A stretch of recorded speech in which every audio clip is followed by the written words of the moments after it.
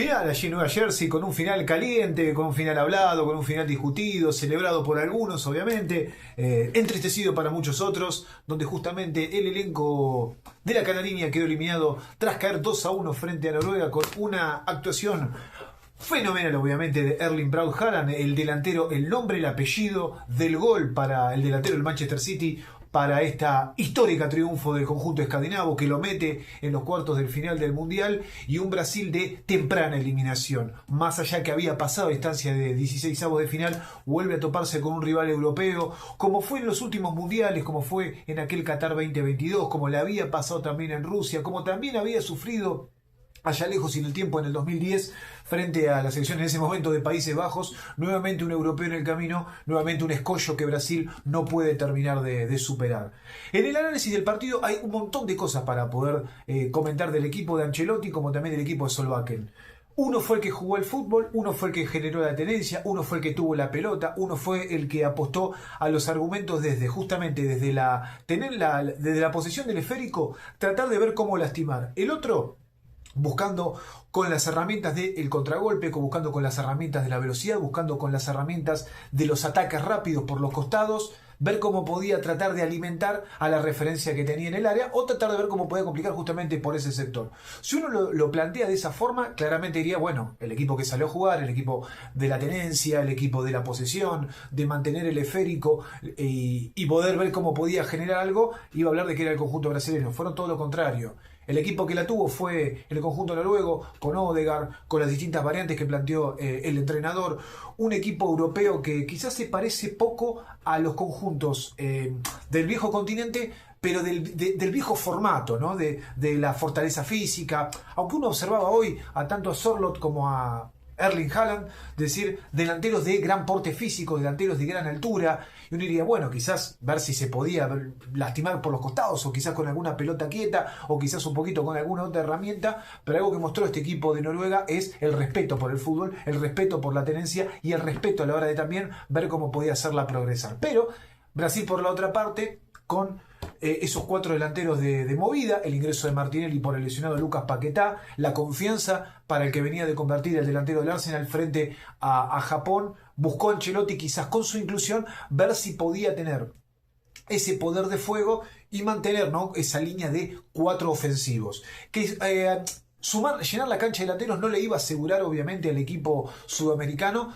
tener la tenencia, aunque más allá que habíamos visto ese segundo tiempo, sobre todo con Japón, que es un equipo que cuando tiene la pelota tiene y con qué lastimar. Pero en ese primer tiempo, en esos 10 minutos, vino la acción que le habían anulado a Berge por fuera de juego, en esa acción que rompió por afuera, terminó convirtiendo. ¿Acaso un llamadito de atención? ¿Acaso un poco lo que vendría en el segundo tiempo cuando Erling Haaland? Podemos hablar de un par de toques en el partido, pero de una distinción notable. Un delantero, 1 en 1.000.000. Un delantero que muchas veces se le había bajado el precio quizás por no poder convertir en instancias finales.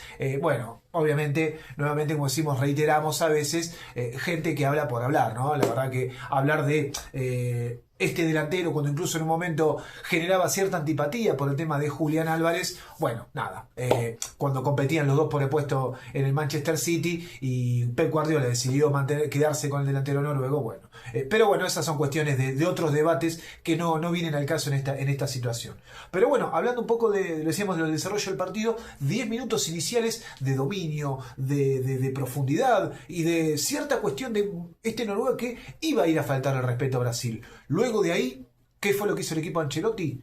No desde la tenencia, sino quizás, como decíamos, de cortar, de salir rápido, terminó generando la acción del penal que le cometieron a Mateus Cunha, sancionado vía el VAR, y Bruno Guimaraes, de forma sorpresiva, tomó la pelota, estando Vinicius en cancha, habiendo jugadores de experiencia importantes, si se cree el propio Mateus Cunha, que venía de convertir algunos goles. Bueno, se hizo cargo del penal, una débil definición ante el arquero Nyland, que es héroe nacional, junto con Erling Braut Haaland, el arquero del Sevilla, se recibió de héroe. porque le adivinó la intención, un suave toque al palo izquierdo del arquero que se desempeña en el conjunto andaluz, le evitó la posibilidad de la apertura del marcador. Después de ahí, Brasil sintió el golpe, pero no desde la búsqueda, porque permanentemente lo exigió al arquero, por afuera, por adentro, pero quizás lo que sí tenía el conjunto noruego era esa tenencia, conjuntamente con el del Arsenal, el jugador del Arsenal inglés, de Martin Odegaard,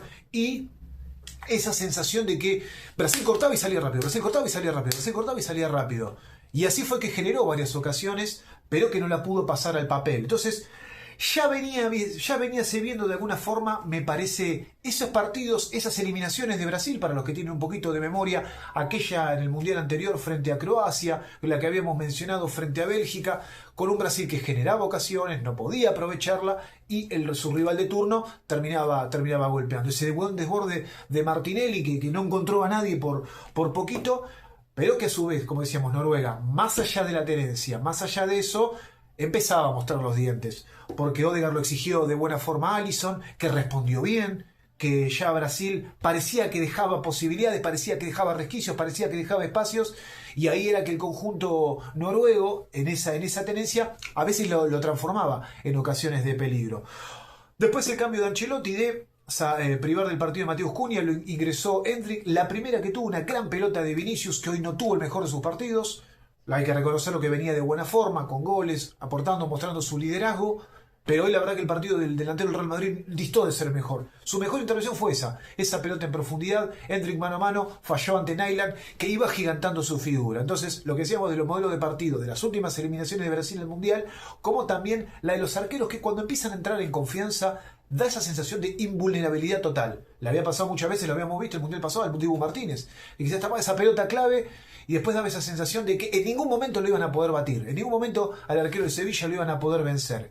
Y ahí, en ese interín de tenencia, de posesión, y los cambios de Solbakken, el entrenador noruego, es que Schjelderup desbordó de buena forma el ariete del Benfica, metió un gran centro y Erling Haaland apareció con un cabezazo monumental para ganarle la marca a Gabriel Magalhães. Duelo que se ha hablado tanto en la Premier League, ¿no? Uno con la casaca del City y otro con la camiseta del Arsenal. Y de esa forma es que ponían 1-0 y empezaba a dar el primer golpe de autoridad.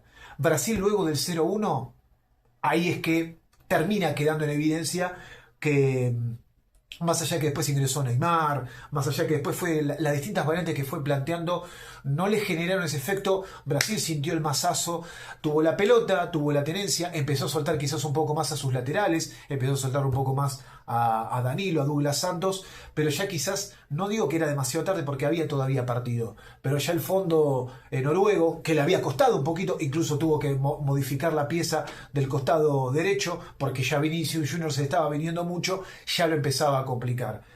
Después, en ese interín de partido, es que Haaland, a poco del final, metió un zurdazo salido de los propios dioses vikingos. La verdad que desde el mismísimo Valhalla apareció esa luz, y Haaland, en esa zurda inmortal, convierte uno de los mejores goles del Mundial, porque sacó un remate impresionante. Previamente se había salvado Nyland una situación de esas de blooper, ¿no? Un propio defensor, el arquero termina manoteando, en lo que hablábamos. Es esa cuestión cuando no tiene que ser, no tiene que ser. Y por el otro lado, Haaland, con esas 2, 3, 4 apariciones, marcó el delantero talla mundial que es. Esperemos que, bueno, obviamente los cuestionamientos ya lo igualó a tanto a Messi como a Mbappé en la tabla de goleadores, ya los 3 con 7, los 3 que llegaban como, los 2 que llegaban como reyes, si se quiere, confirmando su gran momento goleador. No hablamos de Messi porque Messi está arriba de todo. Así que de esa forma, Haaland con ese zurdazo parecía que le metió un bofetón al conjunto sudamericano, al conjunto de la Canariña, que se empezó a enojar, que mostró enfado con esa tenencia final de Odegaard. Ahí se armaron algunos empujones. Hubo tiempo para una zozobra final, si se quiere, pelota al área, una torpeza del defensor noruego, comete un torpe penal sobre Casemiro, y Neymar, el delantero que tenía su last dance en lo que refiere a la cuestión mundialista con la Canariña, se jetoneó, se peleó ahí con el arquero Nyland, lo terminó venciendo para un gol meramente para la estadística. Así que de esa forma es que Noruega ganó. Espera por el ganador de un ratito más tarde entre México e Inglaterra. Ya guarda en los cuartos de final a por seguir haciendo su historia. Ya está entre los 8 mejores y va por su sueño. Así que felicitaciones para lo que tiene que ver para el planteamiento de Solbakken, con la soltura que jugó, con el compromiso y sobre todo con la, si se quiere, la tranquilidad que afrontó el desarrollo. Lo que tiene que ver con Brasil, nuevamente caer ante un escollo europeo, sumamos también la eliminación del 2006 frente a la Francia de Zidane. Entonces estamos contando que las últimas veces, en esos mata-mata, cuando apareció un conjunto europeo, al equipo le tocó caer. Hoy se midió ante quizás un conjunto que venía, obviamente, lo que vemos con la espectacularidad de Haaland y sus números y sus goles. Ahora, por forma de juego, también hay que hablar que este elenco noruego tiene lo suyo, tiene su poderío, porque tiene al 10 del Arsenal, porque tiene jugadores de buen valor, como dijimos, Sheldrup, que entró e hizo muy buen el trabajo, aparte del desborde, generando permanentemente, y sobre todo un equipo que tiene muestra una tenencia, muestra una solvencia a la hora de la posición, ante un equipo brasileño, ante el conjunto brasileño. Así que de esa forma seguiré escribiendo su historia, Erling Braut Haaland, y lo que respecta a Brasil, caer ante el mismo escollo. Quizás en este mundial de menos a más, que venía en crecimiento, no llegaba como candidato, llegaba en silencio. Obviamente el peso de esas 5 estrellas ganadas dentro de la cancha eternamente tendrán validez. Eternamente será que cada vez que Brasil juega un certamen será automáticamente candidato al título. ¿En este llegaba como tal? No, lejos de eso. Fue transformándolo por el entrenador que tenía, por algunas individualidades que empezaron a mostrar lo suyo, pero ya jugada, ya entrado el mundial.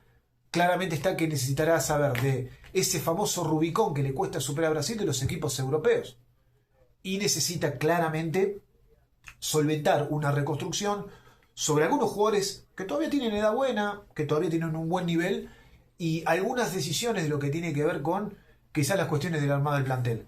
Podemos reprochar el tema de lo de Neymar, de por qué fue y quizás dejó fuera otro jugador. Pero estamos hablando de un jugador de talla y de estrellato mundial. ¿Qué le podía aportar Neymar?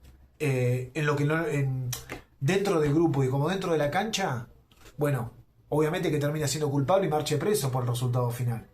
Pero no dice, teniendo a Neymar, y más allá de sus cuestiones físicas y todo, esa aura que todavía la tiene, porque es un jugador de élite. ¿Se iba a privar Brasil? Bueno, eso será tiempo, eso será una cuestión que el tiempo terminará definiendo. Noruega en cuartos de final.